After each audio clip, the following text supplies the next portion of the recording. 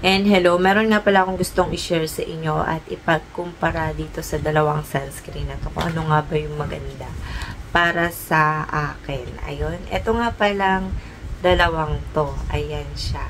And ito, bagong labas. Pero halos bagong labas lang ito last year, 2023. Gusto ko lang siyang bigyan ng review kung ano nga bang maganda sa dalawang to. Dito kay Hannes Glow or kaya kay Rosemar Skin Essential. And medyo marami-rami pa to. Ayan, hindi ko siya masyado nagagamit na dahil nga meron akong nagustuhan ibang sunscreen. Pero hindi naman masama mag-iba-ibang sunscreen. Kung ano yung type na gusto mo araw sa susunod na araw gamitin sunscreen. And dito muna tayo kay Rosemar. Ayan siya. Dalawa, di ba? Rosemar. Kagaya ko Premium Sunscreen Gel Cream. Ayan siya. Protection SPF 50. Ayan siya. With up to 72 hours, lock-in hydration, whitening, and mention UVA, UVB protection. And nakalagay dyan sa baba is niacinamide, hyaluronic acid, and aloe vera extract. Japan and Korean technology. 50 grams siya. Maraming dami niya. Pero nung nakaraan, ginamit ko to dahil nga naubos na yung ginagamit kong sunscreen. And ayun, pagdating dito sa likod ay paano siya gamitin at yung ano niya, yung ingredients niya. Ang daming ingredients. Ayan. Importante tinitignan nyo yung ingredients. Yung ingredients gusto nyo makita, ilalagay ko na lang dito yung ingredients. Ayan. Yung expiration nito, 2025 pa. Matagal-tagal din. And ayan. Meron ako naging review nito. Pinakita ko lang na may kasabay siyang sunblock spray. Ayun. And nakalagay dito paano siya gamitin overall sa face and neck, and eto, kung nagpoponi ka naman hanggang bato, ayun ang ano. And para for super protection yung part ng face mo, tenga mo, or leeg mo. Ayun. Nakalagay dito, pagkatapos mong gamitin, rest ka muna ng 30 minutes or 30 minutes or 15 minutes. And every 2 hours, maglagay ka sa face. Kung matagal ka man sa labas or nasa expose ka talaga na mainit, every 2 hours, maglagay ka ng sunscreen. Ganun ang paggamit. Ayan. And yung manufacturing nandito, mapakikita nyo naman sa packaging, maganda siya. Ayan. Para may pagkawig to dito sa sunscreen na to. Hindi naman sila parehas. Kung titingnan lang biglaan, parang parehas lang. Pero magkaiba sila. Hindi sila parehas ng laman. Magkaiba, mukha lang silang magkaparehas. Ayun. And yung laman nito ay mabango. Super bango na laman nito. Ayan. Amoy mayaman. Ayan. Dahil tanggal naman ako sa face ng nakalagay kanina. May try kasi akong sunscreen.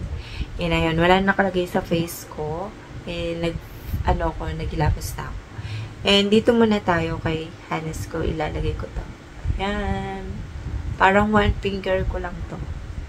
Yan. May pagka malamig ng konti siya. Tsaka mabango. Nag-enjoy ako sa mga mababango. Ayan. Medyo maputi siya sa face. Ito yung ni-review ko na medyo maputi siya. Ayan. Maputi na kasi yung mukha. And lagyan natin yung kalahati ng leeg. Ayan. Hindi ito malagkit nung time na ginagamit ko to, nung sa labas. Madali siya ma-absorb, matuyo. Ayan. Hindi siya malagkit. Kung matagalan naman sa labas, hindi siya kaagad yung parang nawawala yung pagkaputi. Kaya hindi mo na kailangan mag-powder. Ayan. Ayan, diba? Ang ganda niya. Kahit di ka na mag-powder, mag-lip tint ka na lang. And ito naman sa isa. Ito, kay Hannes Glow naman. Ito naman kay Hannes Glow ay SPF 50 PA+++. Tinted papaya sunscreen, whiten, protects, and moisturize. 50 grams naman siya. Ayan, yung ingredients, ayan, nandito nakalagay ingredients, expiration. Dito ko na lang lagay ingredients. Kung mapapansin nyo, ay yung ang cute ng lagayan niya, diba? Parang para sa mga to. Tsaka, ito, di ba hindi naman ako fan ng Hannes Glow. Ayan. Parang magkakapara sila. And, ayun, yung paggamit nito, ayun, nakasasabi ko lang, katulad dito ay Nakalagay naman dito, 30 minutes. Mag-rest mo na bago lumabas. Dito naman ay 15 minutes. Ayan. Depende naman sa inyo. 30 minutes or 15 minutes. Or kaya 1 hour. Ayan. Pwede ka namang lumabas. And every 2 hours, maglagay ka sa labas kung matagal ka nang naka-stay sa labas. Lalo pag mainit. Ayan. Ako naglalagay every 1 hour. Gusto ko lang ganun.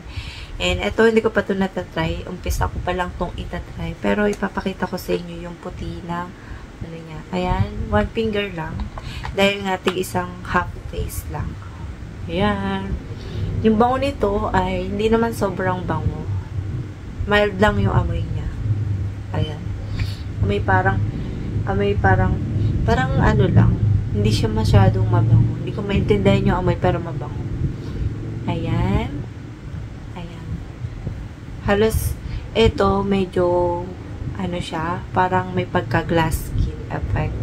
Maano siya makintab sa face. Ayan, tuyo, hindi pa siya natutuyo. Ayan, 1 finger lang. Pero ito, alam nyo, mas maputi ito kaagad kaysa rito. Ayan, ito tuyo na, parang, ano, naglagay ka ng powder. Yung paghahawakan mo ganun. Wala siyang lagkit kahit isa. Ito, ayan, tuyo na rin siya, pero ito makintab siya. Ayan. Kung dito ay, ayan, powder lang, ito makintab siya. Diba? Ayan, makikita man sa ilong, sa side. Ayan, nakita nyo ba? Ayan. Tinan ko sa leeg. Ayan. Tsaka madali siyang ano, hindi naman siya yung super lagnaw. Pares lang sila ng itsura ng ano nila. Ayan. Yan, parehas lang silang maputi. Para sa akin, parehas lang silang maganda. Sa mga gusto mag-try ng mga sunscreen, katulad ni, pinagpipilian nyo si Hannah's Glow, kaya si Rosemar ay, parang halos parehas lang silang maganda. Ayan, parehas lang silang maputi sa face. Ayan. Ito, medyo pagka sobrang dami, maputi-maputi siya sa face. Ito ay, ayan, hindi na sila hindi na sila malagkit pag wala silang lagkit. Ayan.